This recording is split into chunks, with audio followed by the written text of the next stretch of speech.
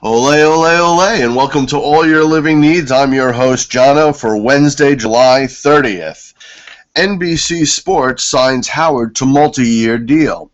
Quote, I spend a lot of time resting, so all the information and statistics and game prep kind of filled up the time that I would normally be watching DVDs or something, says Tim Howard.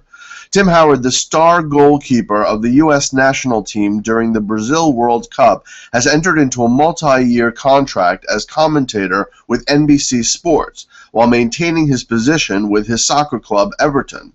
NBC Sports has yet to determine if Howard will serve as game commentator in the booth or as an on-site studio analyst.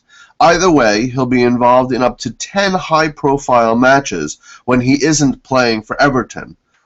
Howard rose to world recognition with 16 saves during the World Cup American vs. Belgium match. His contract with Everton goes through 2018, but when asked about his intentions to play for the U.S. national team in the World Cup 4 years from now, Howard was quoted as saying, I still have to have some long, hard conversations with a few different people that I have not quite had yet. Father of Juventus striker Tevez kidnapped and released. Quote, we admire your son, but we have to do this work, said the kidnappers. Juventus striker Carlos Tevez, currently practicing with his team in Turin, Italy, found out his father had been kidnapped in Buenos Aires. The kidnappers originally only stole Senior Tevez's car, but then, after examining the registration, discovered the connection to the soccer star and went back to kidnap him.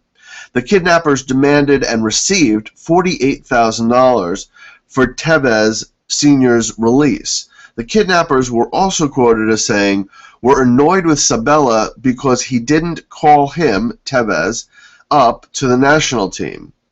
This was in reference to Argentinian coach Alejandro Sabella's decision not to include Tevez in the national team despite previous excellent performances in Serie A for Juventus last season.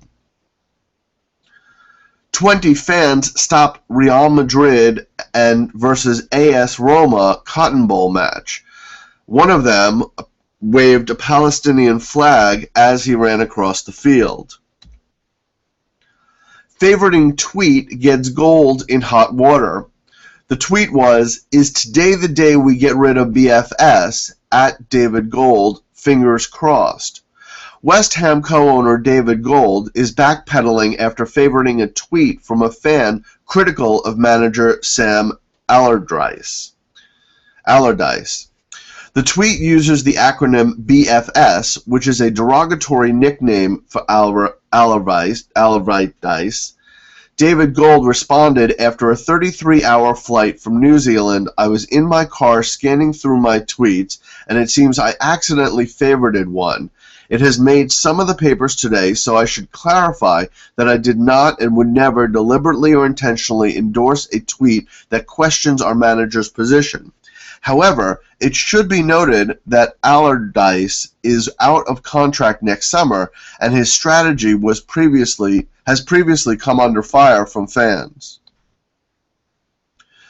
Canada Soccer Hall of Fame inductees, CONCACAF winners, the winning Canadian team from the 2000 CONCACAF Gold Cup were inducted into the Soccer Hall of Fame on Tuesday.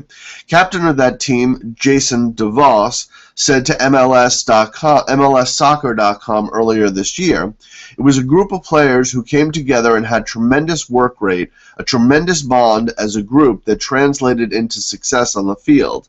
I remember going into the tournament not being given hope of advancing out of our group, let alone winning the tournament. We certainly used that as motivation. Other inductees into the 2014 class include players Jerry Donnelly, Carmen Marcantino, Isabel Morneau, and referee Hector Vergara. And in case you missed it, Van Gaal tells Luke Shaw to practice alone. Quote, Luke needs to be fit, and he's not very fit, and can't perform how I want. He needs to be fit and to train individually, Van Gaal said. Left-back Shaw returned late to club training after attending the World Cup on the English national team. And that is your news for all your living needs. Have a great day.